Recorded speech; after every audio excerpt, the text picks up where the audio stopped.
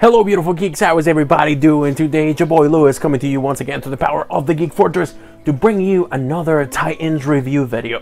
If you've missed my first reviews of the first two episodes, follow the card in the description above. Not description, that's a description, in the card above, so you can go watch that as well. I was able to watch the first two episodes at New York Comic Con before they came out on the app, and I did an earlier review.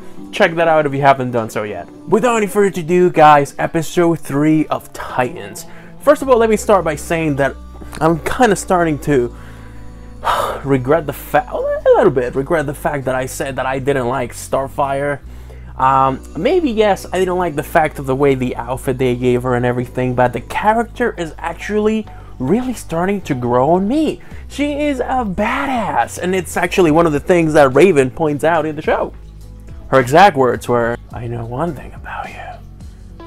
You're a badass." That's right, I do part-time acting. We pick up almost immediately where episode 2 left off. We go into the hospital where we find out that Dove is not dead. She is in what seems to be a coma, of course. And of course, by her side is Aquaman. I mean, Hawk.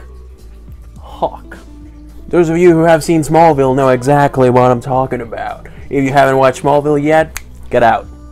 Our boy Dick Grayson is telling Mr. Aquaman / Hawk that he's going to find who did this to beautiful Dove, and that he is going to avenge it. Those weren't exactly his words, but you know, he is being the hero of the story, like he's been so far. We don't really get to see Robin as much. We just see Dick Grayson in this episode. The name of the episode is Origins, and at first I was a little, confused about whose origin they were exactly showing, and in a way they show some of Dick Grayson's and also a bit of Rachel's, aka Raven. And you have Corey, who's still trying to find out who exactly she is because she has no clue. She has amnesia. She's trying to figure everything out. So thankfully she goes and finds Rachel, aka Raven, when she had been kidnapped. Thank God, right? So my girl Starfire just straight up barbecues the mofo dad weirdo who injects himself with whatever the hell that was, and she takes her. She's like, let's go. Yeah. Some chicken and waffles and fights later. Dick Grayson eventually finds them because he has this Batman technology, which is clearly a Batman technology because you can tell. Picture a tablet and then he has like a little thing and then down low. Yeah. You know, Bruce Wayne is somewhere going, you're welcome, Dick.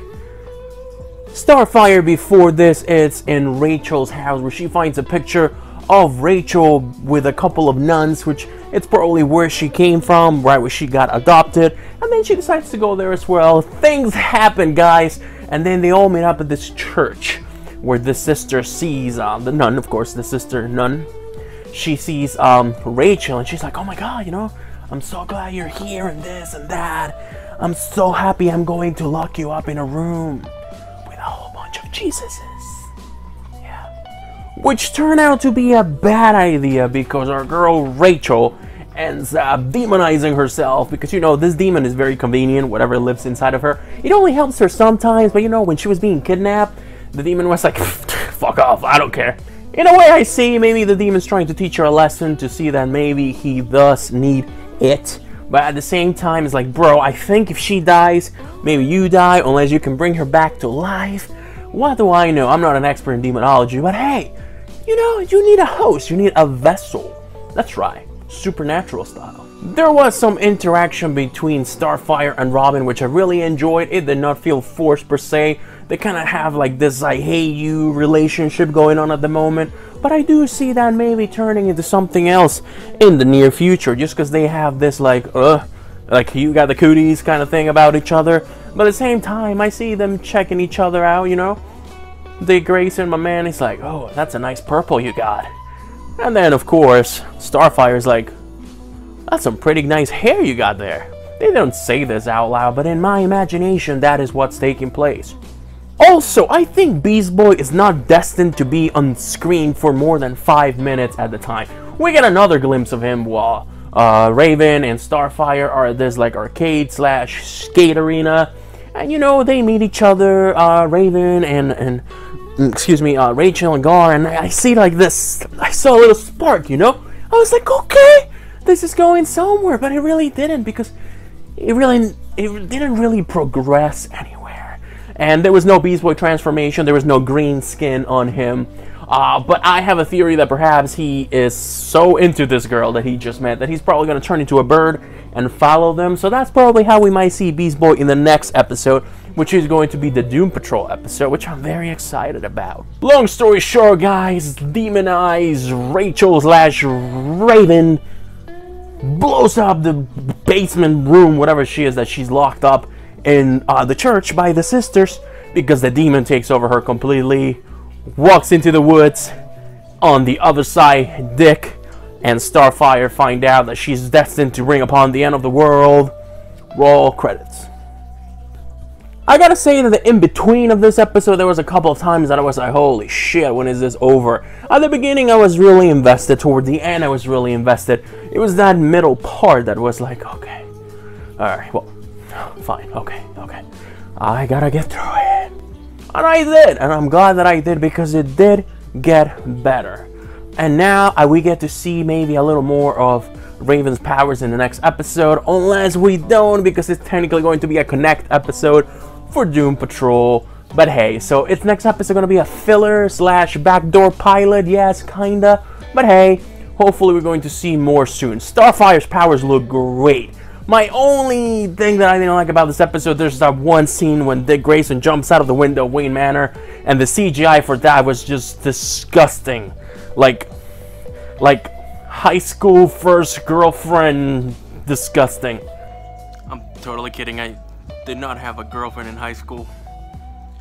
I was kind of a loser. Like Jurassic Park 1, disgusting. I mean, you have the budget, you're DC, Warner Brothers, why did it look like that? I even rewinded it and I was like, he looks like spaghetti. He looked like freaking spaghetti going down the thing. Maybe I'm just being picky. Maybe I just expect too much from them. I don't know, maybe. But at the same time, it's like, come on guys, you're huge. Come on. Better CGI, just put a little more effort into it.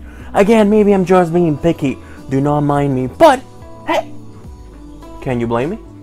Overall, an okay episode. I'm not going to say that it was bad, because it was not bad. Like I said, it was just that middle that kept me a little from the beginning and from the end. But overall, a good episode. I'm going to give it, however, maybe a 7.5 out of 10. Just because, like I said, there was a couple of things that, you know, And please do not think that I am a perfectionist. I just have certain criteria that I like to look at in certain shows. Kudos, because they're trying to keep to the comic books. I enjoy that a lot. I am looking past Starfire's outfit. I mean, I'm looking past the fact that she looks like a Lady of the Night. The CGI for Robin, again, was just... But what do you guys think about Titans Episode 3? Am I completely off my rockets for giving it a 7.5 out of 10? Let me know in the comment section below, guys. As per usual, you guys have been awesome. Do me a favor, guys. Stay awesome and geek on. Hi. Yeah, my kitty says geek on too. Don't push me away. Bye, guys.